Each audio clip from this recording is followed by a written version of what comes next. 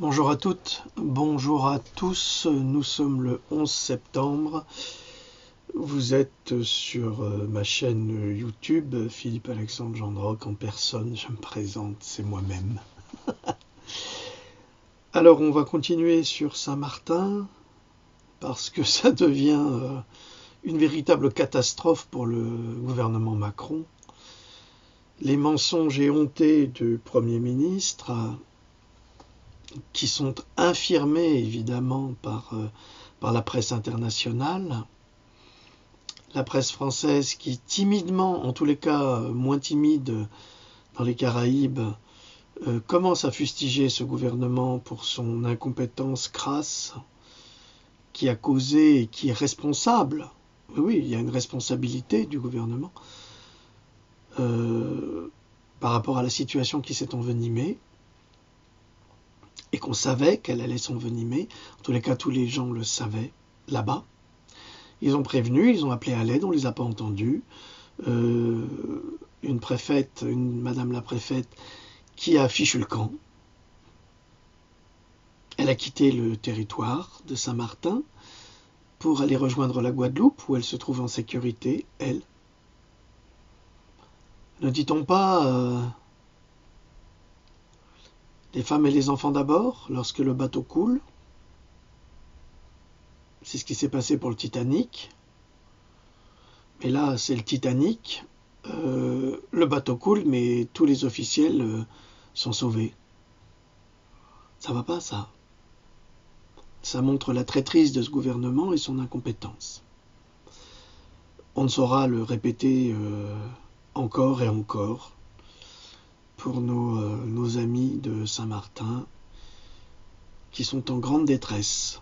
Alors aujourd'hui est parti le premier avion militaire de Toulouse. Il était temps, petit navire, comme on dit.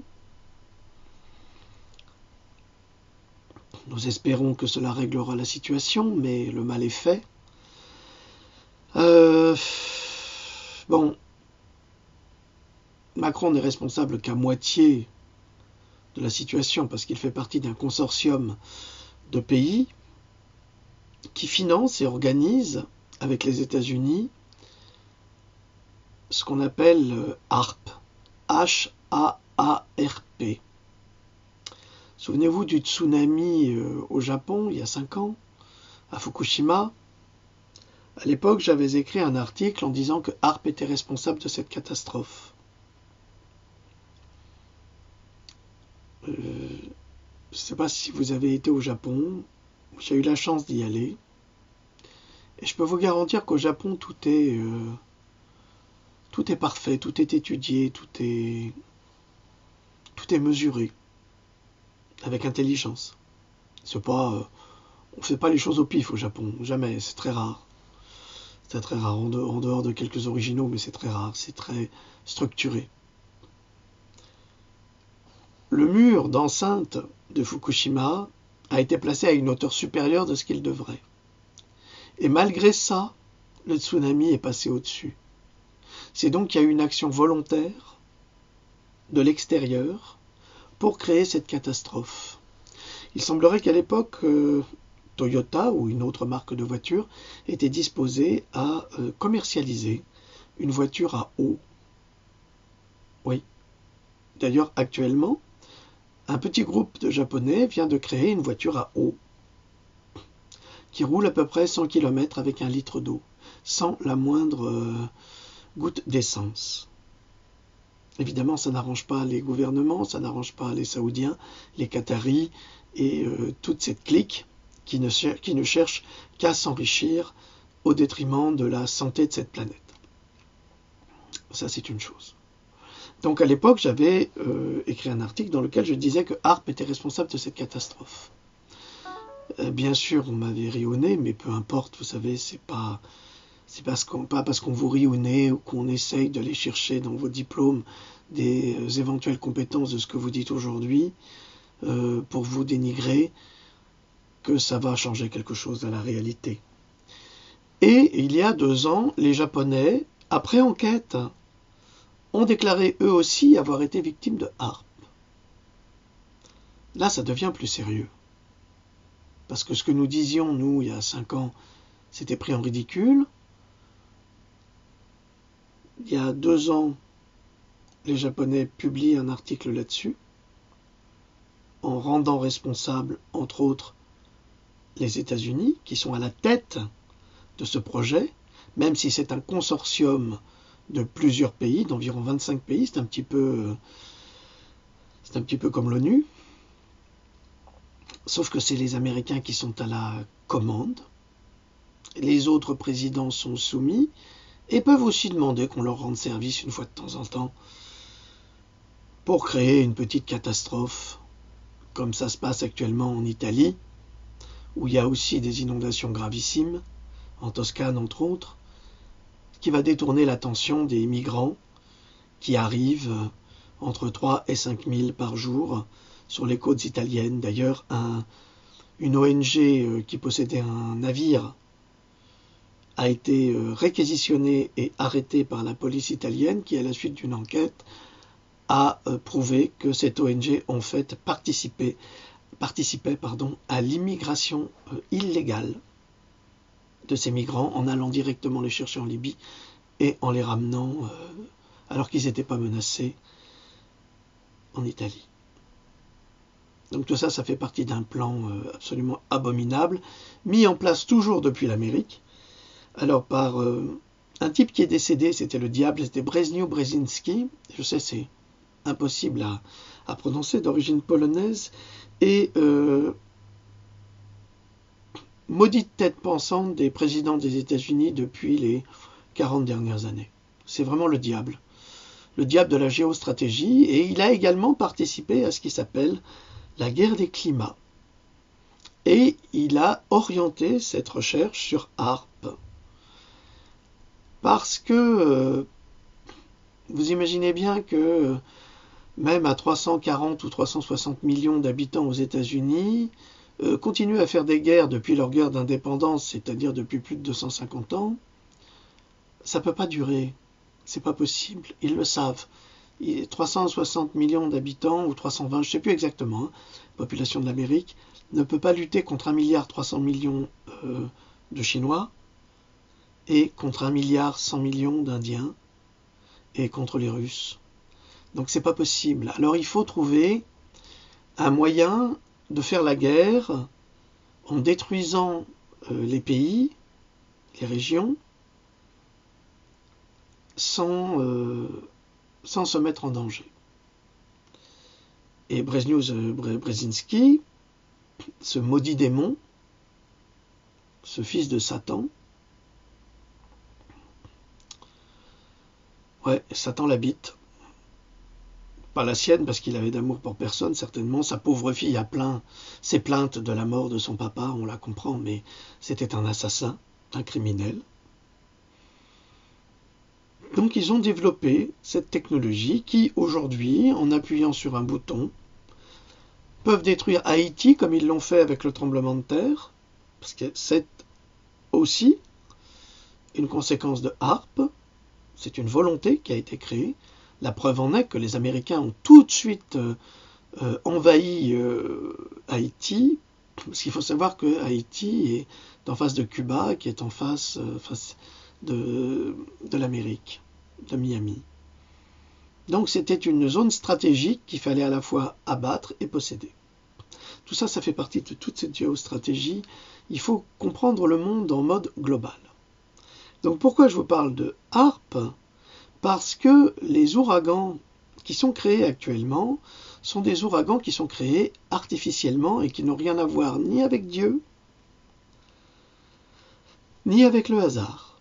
Ils sont créés et ils sont ciblés, c'est-à-dire qu'on peut les contrôler. Alors ça vous paraît complètement farfelu et vous allez me dire, mais c'est qui ce type pour me dire des choses comme ça? Est-ce qu'il a un diplôme en physique?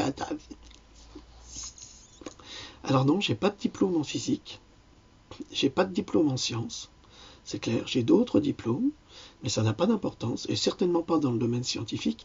Mais voyez-vous, la science me passionne, la médecine me passionne depuis toujours, j'ai écrit des livres là-dessus, les vaccins me passionnent, J'ai sorti un livre dernièrement sur les vaccins, donc c'est une enquête, et là je prépare un deuxième volume qui va faire du bruit, avec évidemment que des preuves scientifiques. Donc, j'ai décidé de vous parler un petit peu de HAARP et de la catastrophe de Saint-Martin, dans les Caraïbes, à travers un entretien qui a été donné par un physicien de renommée internationale qui s'appelle le docteur Kaku, japonais, qui a admis que les récents ouragans, entre guillemets artificiels, ont été le résultat d'un programme de modification météorologique gouvernementale dans lequel les cieux ont été pulvérisés avec des nanoparticules activant les tempêtes à l'aide de lasers. Alors quand on vous parle de chemtrails, c'est ça. Et je ne sais pas si vous remarquez, mais quand vous avez des chemtrails, inévitablement, vous avez des périodes de pluie. Les chemtrails appellent la pluie. Et en modifiant le climat, les précipitations, on modifie absolument tout. On modifie les récoltes, on modifie les conditions climatiques, évidemment, c'est-à-dire les températures. Vous avez bien vu cet été, on est passé du chaud bouillant au froid. C'est-à-dire qu'on avait des amplitudes de 15 degrés du jour au lendemain. Ce qui est quasiment impossible. C'est quasiment impossible. On avait ce type d'amplitude quand j'étais en Nouvelle-Zélande. Alors effectivement, on est face à l'Antarctique. Donc selon les vents, c'est pour ça que on peut passer d'une journée de 25 degrés à 15 degrés le matin et 15 à 10 degrés le soir. Oui, c'est normal, mais on est face à l'Antarctique. Comprenez ? Mais en France, à Strasbourg, ou en Dordogne, à Sarlat, ou en Bretagne, ou je ne sais où, il ne peut pas y avoir ces amplitudes. On n'est pas face à l'Antarctique et on n'est pas face au pôle Nord. Donc d'où vient ce froid ? Des nuages. Et qui c'est qui peut apporter ces nuages de froid ? Eh bien, c'est HAARP, par les chemtrails, les nanoparticules, et par ionisation. Ouh, ça commence à devenir technique.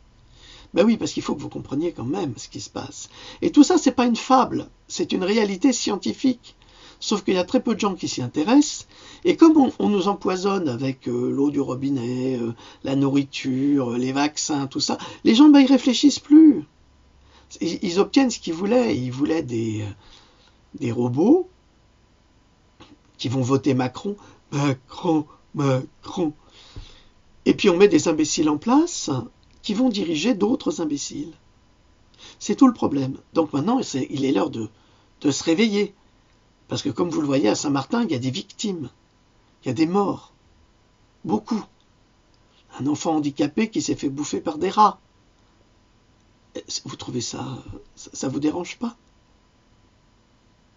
Des enfants qui sont morts dans les hôpitaux, évidemment.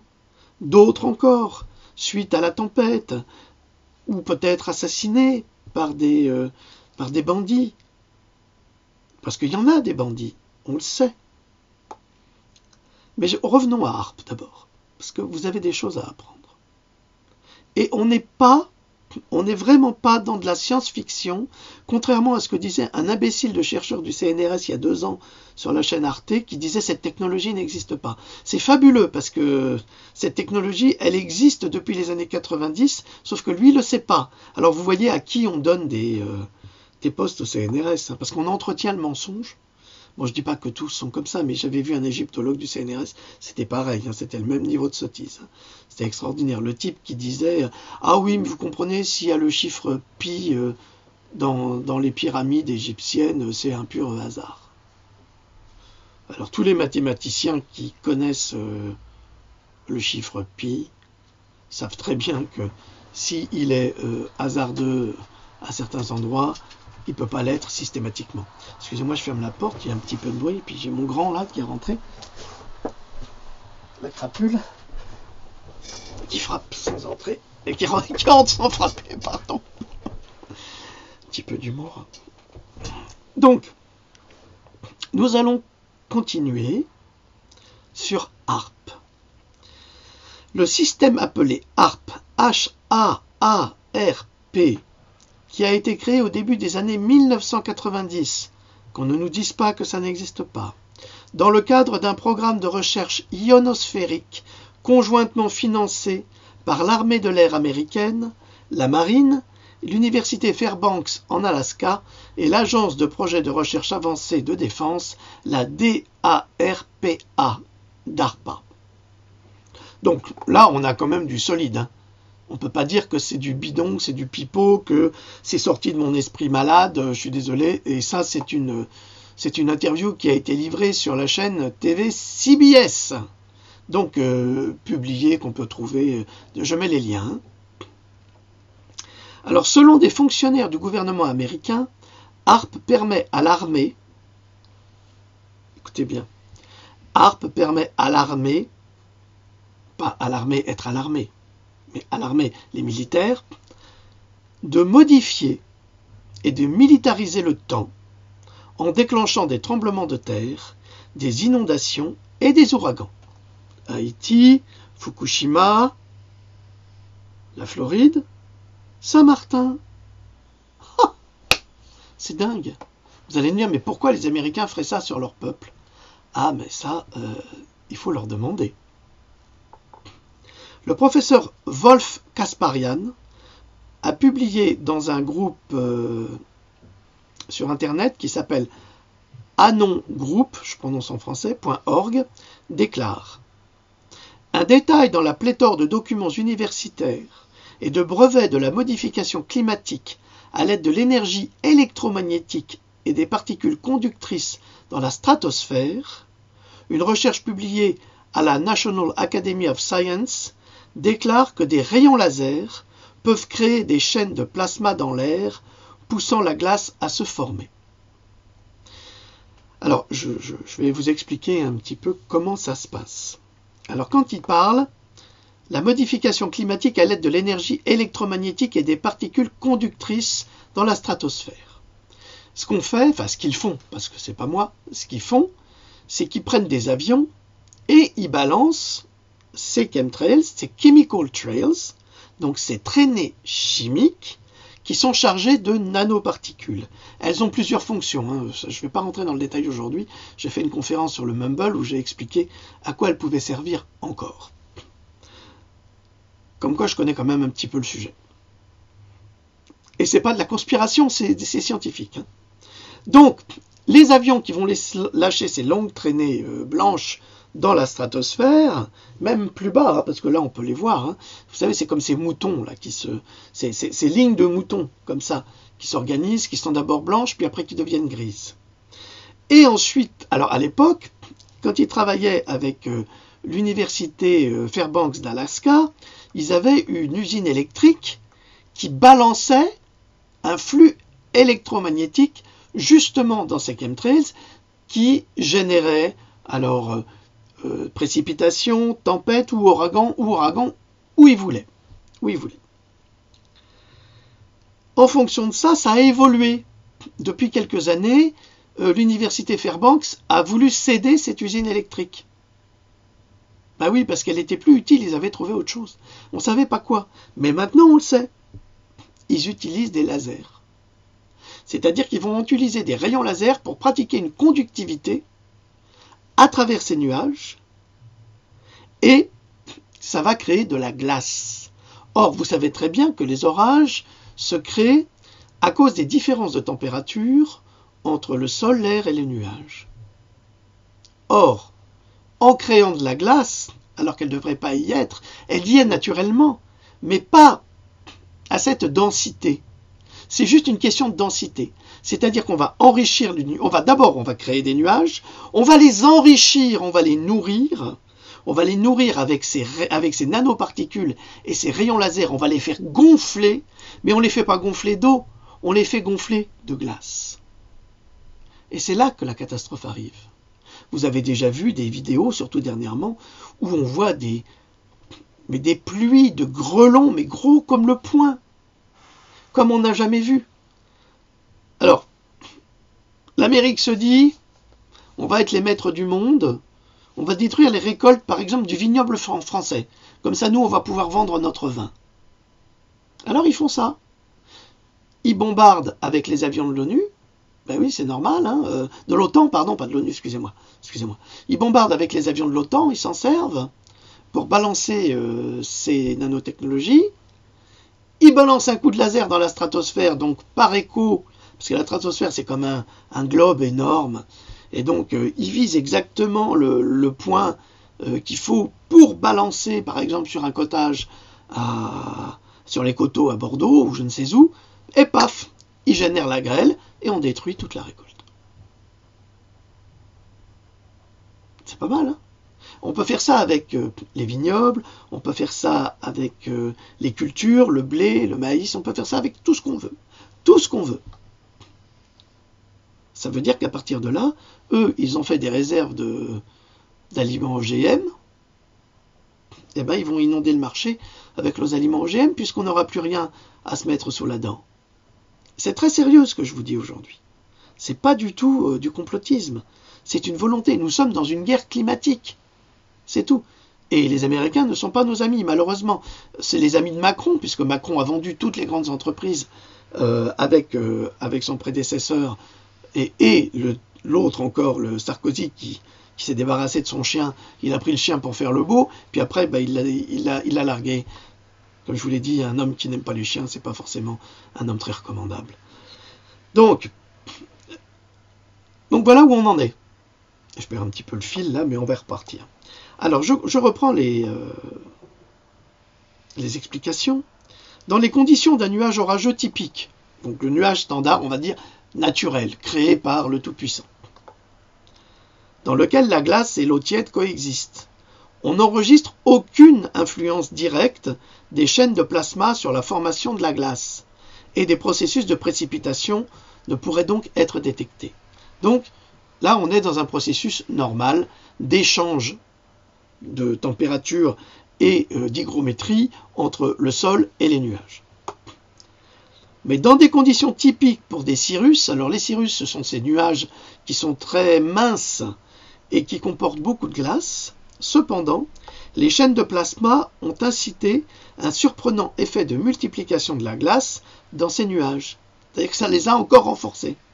En quelques minutes, l'action du laser mène à une forte augmentation de la densité du nombre de particules de glace jusqu'à un facteur de 100, c'est-à-dire que ça multiplie par 100, bien que seulement 10,9 fractions du volume du nuage aient été exposées aux chaînes de plasma. Donc c'est comme une réaction en chaîne. Les particules de glace nouvellement formées ont rapidement réduit la pression de la vapeur d'eau à saturation de glace, augmentant ainsi l'épaisseur optique du nuage jusqu'à 3 ordres de grandeur. Alors ils sont vachement malins, vachement c'est pas un joli terme, pardonnez-moi, ils sont très malins. Ils nous font des petits nuages et ensuite ils balancent leur laser qui va gonfler 3 fois l'épaisseur du nuage et donc qui va le rendre extrêmement dangereux pour tout ce qui est vivant. D'où les tempêtes, les ouragans et les drames que nous vivons au quotidien ou en Italie actuellement. Ou l'année dernière en Hongrie parce que les Hongrois n'étaient pas d'accord avec la politique du nouvel ordre mondial et refusaient de servir de passage aux migrants musulmans parce que cela voulait préserver leur identité chrétienne, judéo-chrétienne. Donc on les a punis, on a fait déborder le Danube. Il y a eu de très très grandes inondations. Et ça aussi, ça fait partie de cette guerre climatique. Et malheureusement, il faut avoir une sacrée technologie pour le faire. Or, ces gens-là la possèdent. À tel point que Rafael Correa, qui est le président de l'Équateur, a menacé les États-Unis d'abattre tous les avions américains qui oseraient répandre ces traînées chimiques, donc ces chemtrails et ces nanotechnologies au-dessus de son pays. Vous comprenez pourquoi en Équateur, on n'a pas les mêmes problèmes, mais ça n'empêche pas ce consortium de pays criminels, dont nous faisons partie, de déclencher un tsunami sur l'Équateur. Hein. C'est très possible. Ils peuvent toujours le faire. Donc il y a un chantage qui est organisé comme ça, entre les pays maîtres et les pays vassaux. Pour vraiment comprendre la géo-ingénierie, les chercheurs ont identifié des entreprises de défense comme, alors en français on dira Raytheon, mais c'est Raytheon, BAE System et des sociétés comme la General Electric. Et oui, je crois que M. Macron, il a aidé la General Electric à s'installer en France, comme étant lourdement impliqués dans la réalisation de ce programme. Selon Peter A. Kirby, l'État du Massachusetts a historiquement été un centre de recherche de géo-ingénierie. Vous trouverez toutes ces informations sur http://yournewswire.com. Je vous mettrai ça quand je publierai la vidéo. D'accord? Donc, ce qu'il faut comprendre, c'est que le drame de la Floride, d'une part, et le drame de Saint-Martin ne sont pas des drames pour tout le monde, puisque ça fait les bonnes affaires de certains êtres richissimes qui s'enrichiront après pour la reconstruction de ces pays.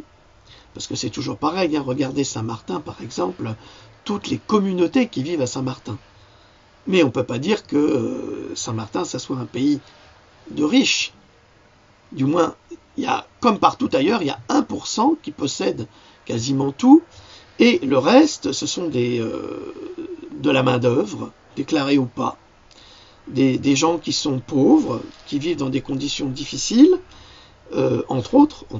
Et puis vous avez les classes moyennes qui sont toujours le tampon entre les deux, qui payent pour tout le monde, alors que les autres, ceux qui sont au-dessus, ne payent pas.